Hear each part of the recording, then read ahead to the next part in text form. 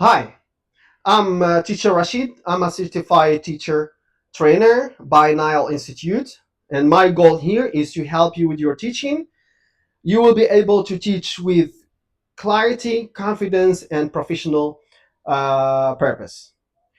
Imagine this situation. You have planned a careful course book lesson on travel problems, vocabulary is good listening, controlled practice, speaking task.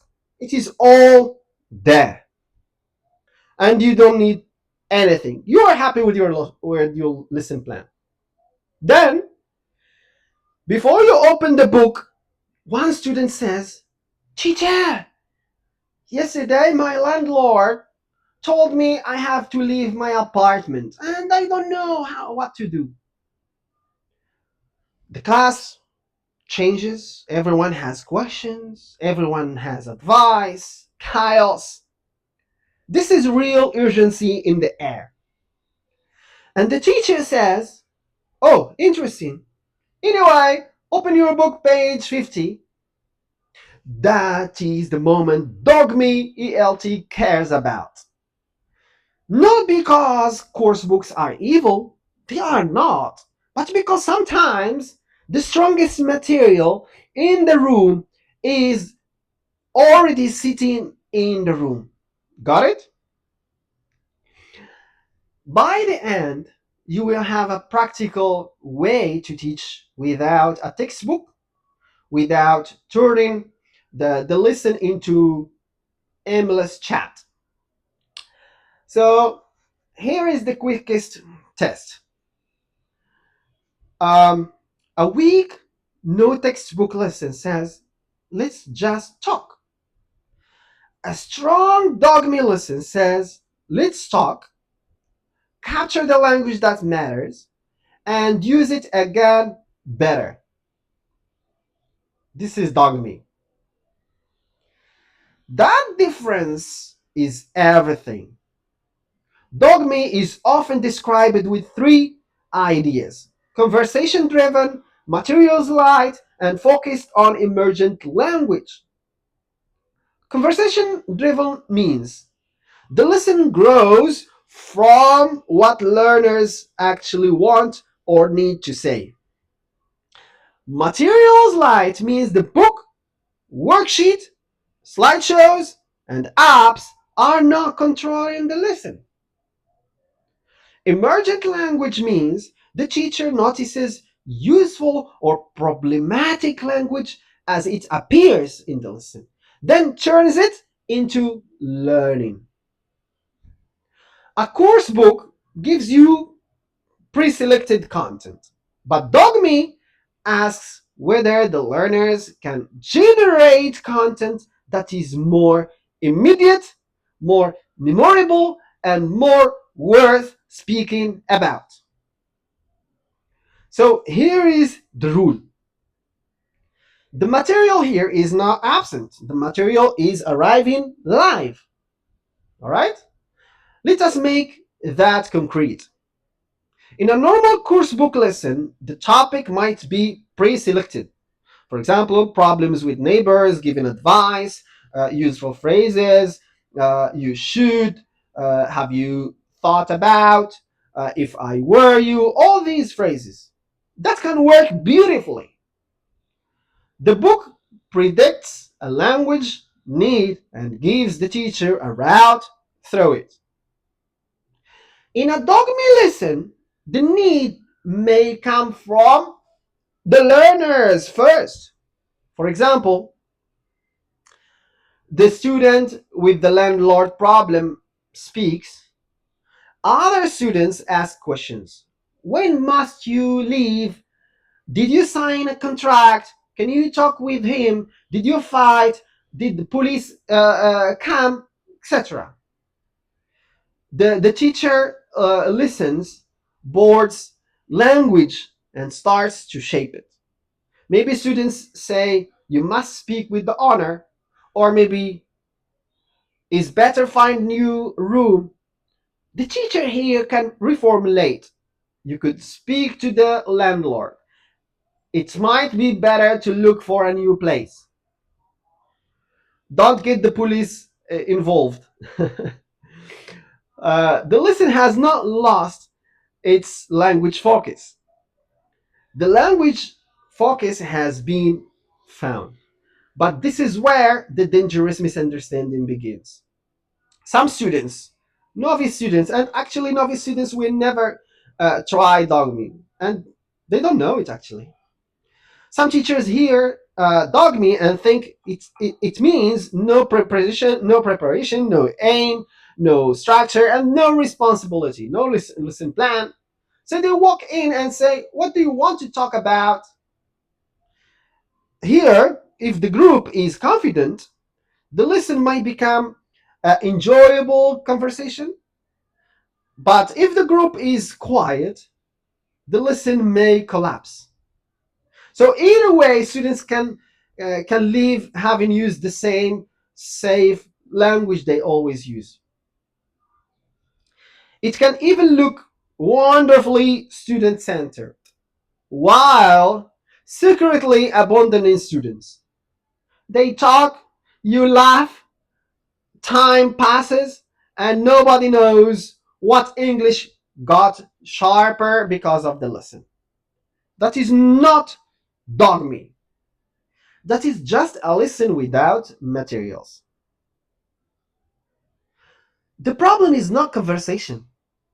The problem is conversation with no task pressure, with no visible record, and no return to the language, recycling the language. So here is the bland version. Dogme without noticing is just chat. Dogme without recycling is just a memory chat. A stronger Dogme sequence has three moves. First, open. Give the conversation a shape.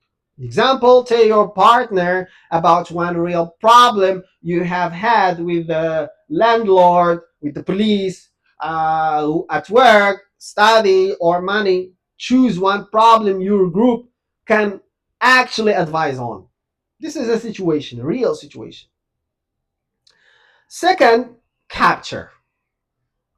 Why they speak, capture. Listen for language worth keeping. Only language worth keeping. You don't have much time. Not everything, just useful language. You might board, for example, I have problem with my boss. I must to leave. I must to move. I don't have enough money for deposit. Right? Third, shape and return. These sentences, you upgrade them. For example, I'm having trouble with my boss, with my manager. Okay? I have to move out. I can't afford the deposit. Then students use the upgraded language in a second round. Same problem, clearer advice, better English. You can also ask them to compare round one and round two. You can also ask them to change their pairs. Which advice sounded more natural? Which phrase helped? That small reflection turns the conversation into visible progress. And that repeat matters. Emergent language becomes learning when learners meet it again. Put the same aim through two different routes. Coursebook route, where students read a problem page, notice advice phrases, practice them, then role play advice conversation, right? And Dogme route. Students bring real problems. The class asks real questions. The teacher captures advice language, for example. Then students repeat the conversation with better choices, with upgraded language from the teacher. So both can teach advice language. The difference is the source of the need. The course book, as we said, predicts the need. Dogme listens from the need, for the need, sorry. The dogme listens for the need. And a good teacher doesn't have to choose a tribe. You can use the course book and still pause when the room gives you better material. And you have to be very smart, spontaneous, and you improvise. A dogme moment can be 10 minutes inside a planned lesson. Doesn't need to be 1 hour, right? So just 10 minutes is okay. And this is also why dogme feels risky. In a page-based lesson, the teacher can prepare the target language, anticipates problems, writes concept checking questions, and plan feedback. In a dogme lesson, some of the language arrives before you know what you will do. Right? It's spontaneous. It's coming from the learners, not what you have planned and prepared. That asks more of the teacher, not less. You need to hear what learners are trying to say. You need to decide what is worth upgrading. You need to know when a quick reformulation is enough and when a mini language focus is needed. So you have to know Dogme. You have to read a little bit about Dogme and how to use it in order to be aware of it and aware of your habits. And you need to restrain. If you correct every sentence, the conversation dies. If you correct nothing, the lesson floats away.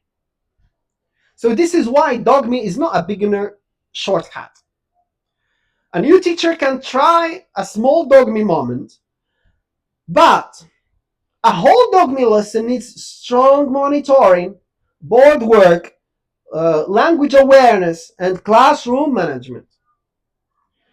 The art is choosing language that is useful, frequent, teachable, and close enough to the learner's level to be worth working on now.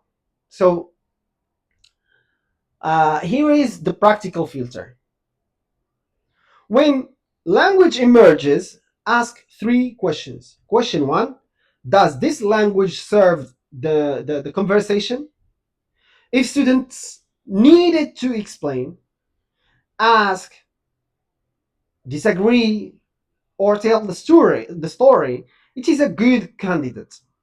Question two, can I improve it quickly without hijacking the lesson? A better phrase, a board correction, a short drill, or one contrast may be enough. Question three, can I recycle it today? If students never use it again, it becomes teacher performance, not learner development. We need students to use it. Also ask what you will leave alone. Some errors are not ready, not urgent, or not worth interrupting the flow. So choosing not to teach something is part of the teaching skill. That is why the second round is so important. Dogme is not talk, then correction. It is talk, notice, upgrade, and use again, recycle. Here is a dogme moment you can try inside a normal listen. Keep your listen, keep your planned listen. But before the book stage, ask one live question connected to the topic. If the unit is travel, ask what is the worst scenario happened to you? What is the worst travel problem you have had? If the unit is work, ask what is one rule at work you disagree with? So students speak in pairs for minutes, for 2 minutes. You monitor with your notebook, of course, Choose three pieces of language: one useful phrase, one common error, one upgrade, and board them for 5 minutes, 7 minutes. Work on them for 5 minutes, as I said, then send students back to the same conversation with a new partner, and then a click instruction. Use at least two of these improvements naturally. Use two phrasal verbs, use two idioms, etc. So for homework, they can write a short message, advice note, or reflection using the same language next lesson. So next lesson, you review two examples. Now the emergent language has a life beyond the moment. And that tiny return changes the lesson. The course book gives you direction. The learners give you relevance. Your language focus uh, connects the two. Now go back to the student uh, problem with the landlord. At the start, it looked like an interruption, but now when you know the dogme, it looks like raw material. The teacher doesn't need to abandon professionalism. The teacher needs to ask, can this become interaction? Can I capture useful language from it? Can students use that language again before the lesson ends?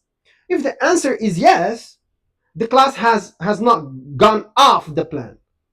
The plan has become more responsive, interactive, relevant to the learners.